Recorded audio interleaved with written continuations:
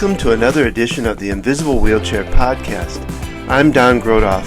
Along with my wife Gina, we have a practice called Focused Healthy Family, helping families get past the behavior and anxiety issues naturally.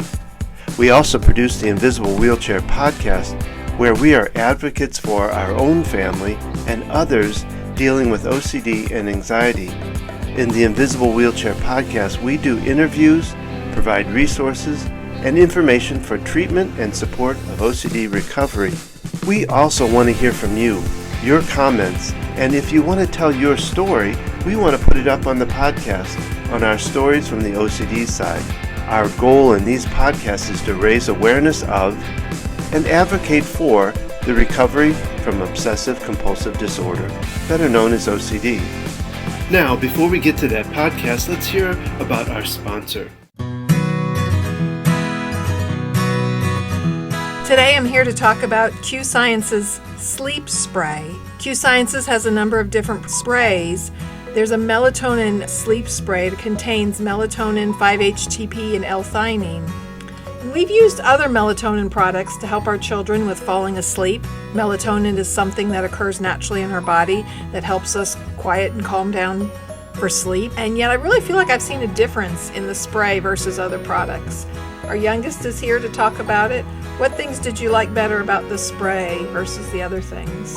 I don't like the chew tablets because they leave like a weird taste, and they're mainly like they also have like you get bits in your teeth. Okay, so Q Science's spray. It's a lot better, I'd say.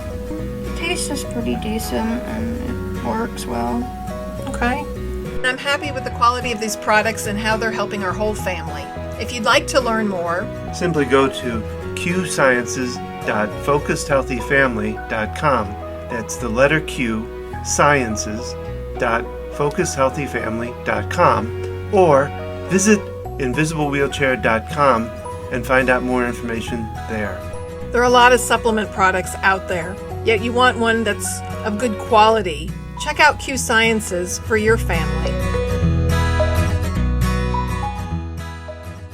Now, let's get to that podcast.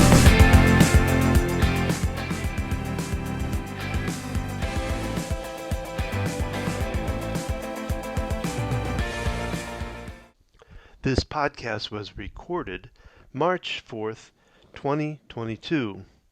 This is podcast number 66, The Fool, OCD, and Anger. So today I wanted to talk about it. A little bit of this is probably going to be venting because I found myself dealing with the OCD of my youngest child now, really starting to rub against me really bad.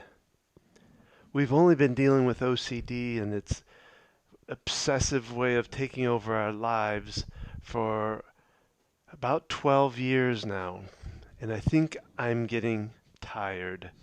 I think I've gotten a bit closer to that wit's end. And so I've become angry, and it has not been helpful to me at all.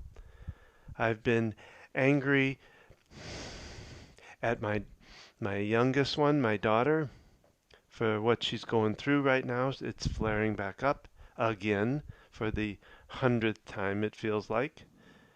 That's good old OCD. It springs back. Just when you think you might have a pathway to the end, it jumps back at you. So I've been dealing with this for, like I say, for 12 years between my two daughters, and it has taken a toll on me, which has led to anger. When she flares up and she expects my help, which is part of compulsions, which we do not like to do or do not want to do. So I get that. But we've made some agreements with her to be able to step in at certain points as long as she's getting herself to that point. And so we've been doing that and helping her to do the ERP work that she needs to do with what she's going through. And I have been trying to do those things that we have agreed to do, but I get angry doing them. And so I realized that I have anger going towards three different things. Actually, probably four if I really think about it.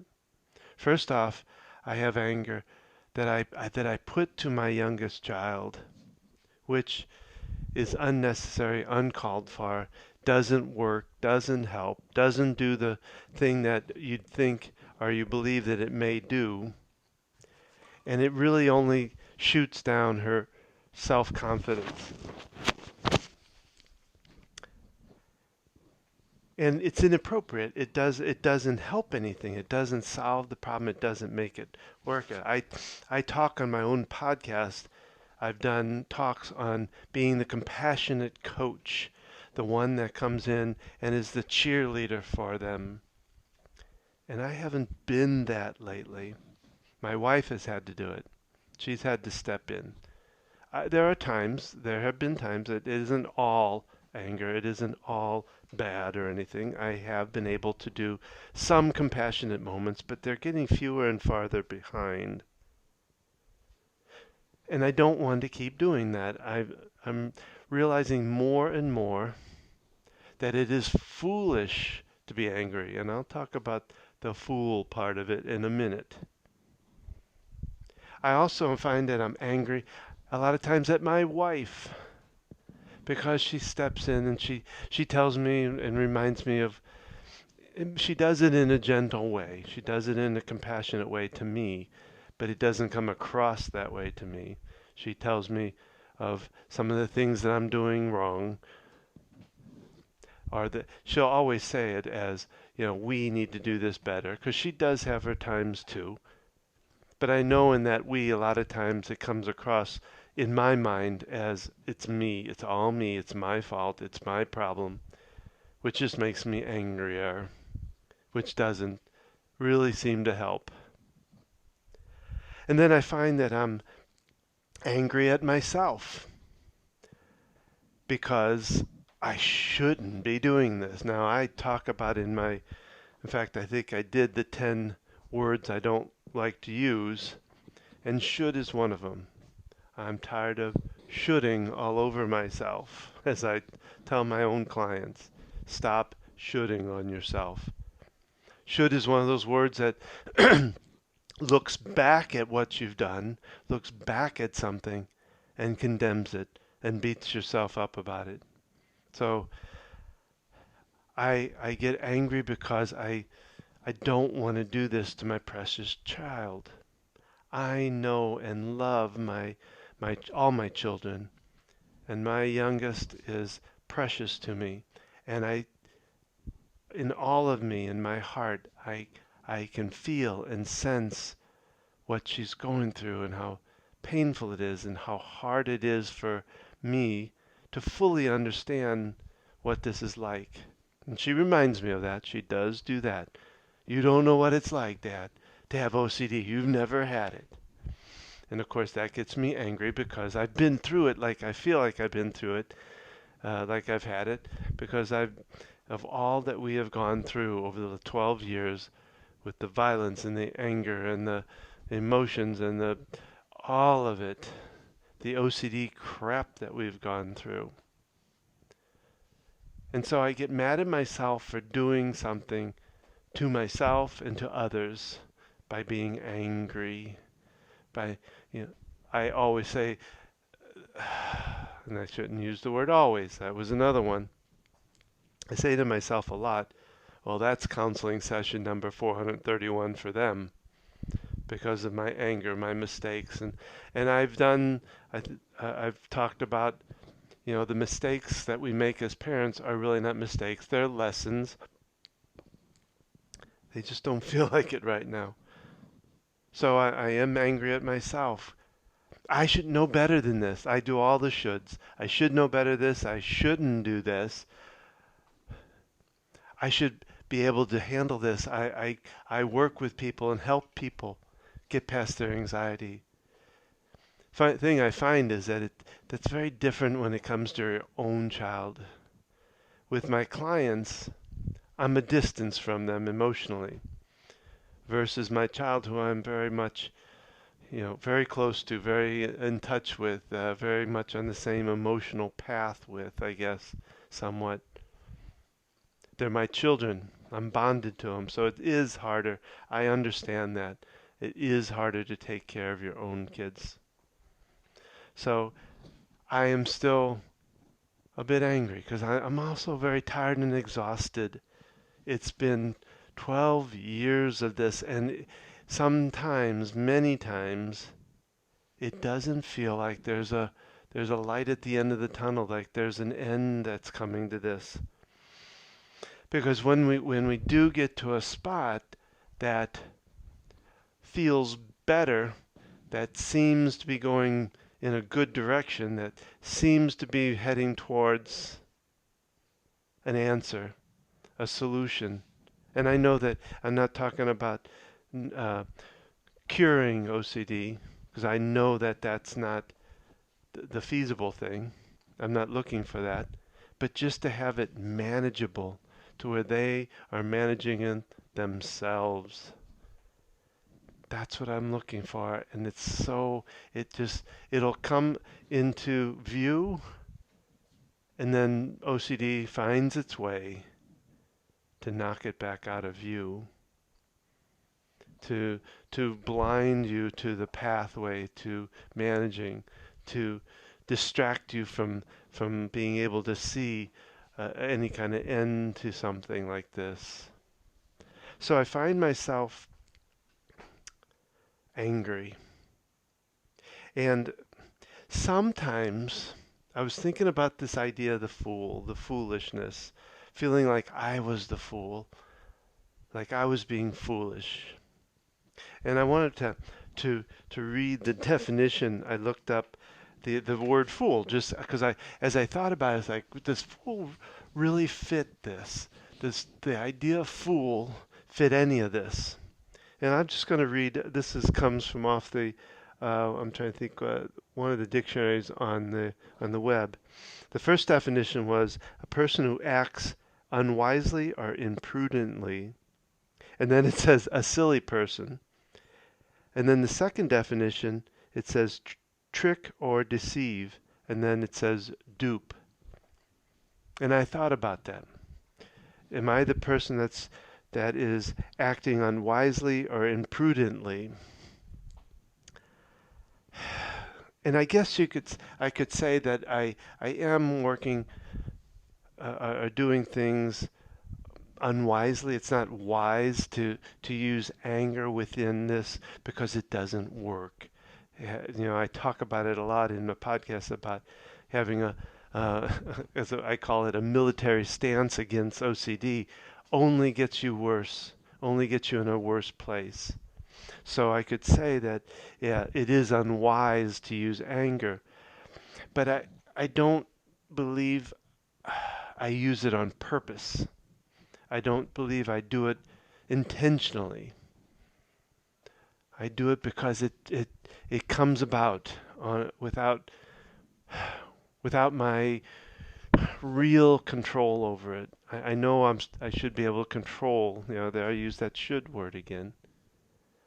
And that's how I feel, that I need to be able to control my anger, but it comes about in such a way that it comes out because I'm tired, and it comes out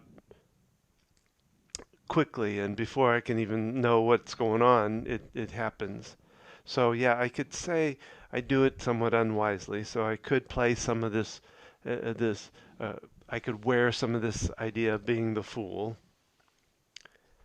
And sometimes what it gets me angry in a way is because I've looked at my kids, both of them, at some points, and feel like they're really being foolish with these stupid obsessions and thoughts. These thoughts are foolish. These thoughts are, strange, stupid. They don't make any sense. Why are you doing them? And that's the wrong thing to put on them, for one, and it's also it they can't help it. Their mind is not functioning in a way that they can figure that out. that these messages, because I think anyone that's dealt with the OCD or even had it can realize that the messages that are coming through to them are not true and are actually pretty pretty weird, or they're silly, or they don't make any sense. But when you're in the midst of OCD, you don't understand that. You can't see that everything seems logical that OCD is putting out, because it's putting it out pretty viciously. It's putting it out with a lot of anger and danger behind it and all of that. And then I start realizing, because like I said, I got angry at my kids because I thought how foolish of them, how that doesn't make any sense to do this. And then it kind of dawned on me, based on these definitions, based on the fact, oh, now I'm having trouble getting it I wanted to read it. There's a couple things about this definition.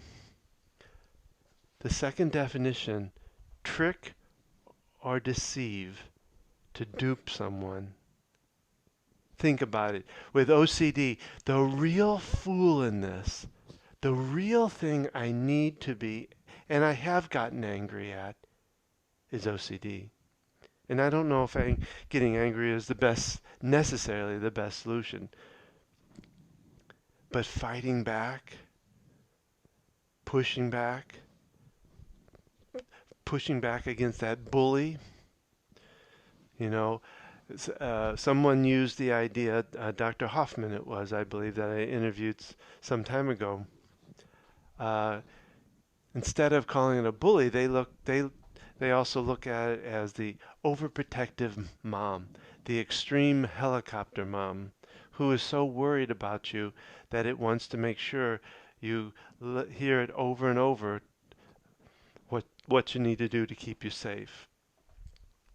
And that's tricking and deceiving too. And there you need to stand up with your voice and say, "No, Mom, that's too much." So when I looked at this definition, a person who a person who acts unwisely or imprudent, well, I would put that on OCD too, because it makes the people that are suffering from it act unwisely and imprudently. And it is one that does that tricks people and dupes people into believing things that aren't true. So the real fool in this is OCD, Obsessive Compulsive Disorder. Whatever you want to call it, the beast, the overprotective, overzealous helicopter mom, the intrusive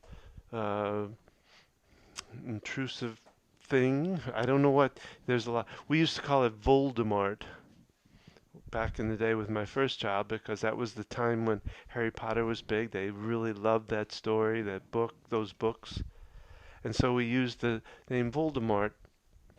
And again, as I've mentioned before, when we did that, one of the things I would tell them is, imagine it as Voldemort and that you're Harry Potter. And not that your magic is going to be the savior of it, but that the fact that the moral of the story for Harry Potter was that he had love from his mother that Voldemort didn't have. And that love is what saved him. That love is what conquered over Voldemort. And so that's what I remind my kids about, is that you have love. That is your ace in the hole. That is your power that gets you past this thing called OCD, the beast, the bully. You have love. And love is your power. Love is what will bring you through this. and give you the strength and the power that you need. And I know that to me, even to myself, that sounds a little out there. But there's something about it that is very strong, that has some real play to it. It's an angle that you can use that has real heart behind it. Because, the one thing I do see in my kids is that there is a part of them deep down inside of them that knows these things that OCD is putting out there are not true, that are not real. But yet they're so powerful that they take over. But that piece down inside of them is just really being blocked from being seen, and they need to be able to see it. They need to be able to dive down and see it. And I think the ERP helps them to do, if they can get past some of this stuff, some of the big stuff, a couple of things, and see the other side of it, they'll see the side of the heart, and it'll go stronger. And when it goes stronger, it'll help them to fight more and more to change things. So, I guess, part of this was me venting because it's just getting to me. And I actually am going to start exploring the idea of some other therapy for myself, because we're getting therapy for her. And my wife has done some stuff, and I've done some, but I stopped last year on doing that, but I kind of need to get back to it. But so this has been a little bit of a venting place for me, but I also thought to bring out this idea, one of, to understand that OCD is very frustrating. It is a bully. It keeps coming back. I'm in the midst of finishing up my book about OCD, leave us alone. Hey, leave us the F alone is what I want to say. Because there are so many days that I want to walk outside and look up at the sky and go, WTF. But that we want to understand and accept that we're going to have times with this where we're going to get angry. And if you can see that, if like now, it's taken me a while to finally really see it and say, okay, I've done it. I'm not going to beat myself. Here's, I guess, the kind of the message is to see it, understand it, be aware of it, put it out in front, and accept that that's what you've done so that you can change it.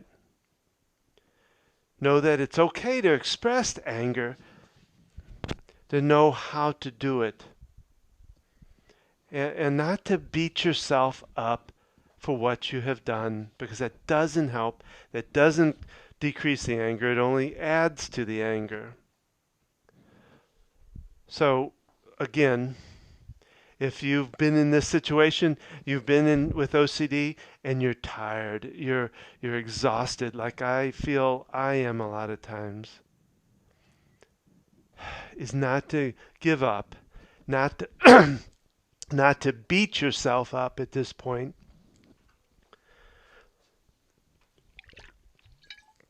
but to accept that it has happened, that that's what happened, and be able to start changing it. And one of the ways is to find ways to express the anger in an appropriate way. And there are ways of doing it. I'm starting to learn some of myself.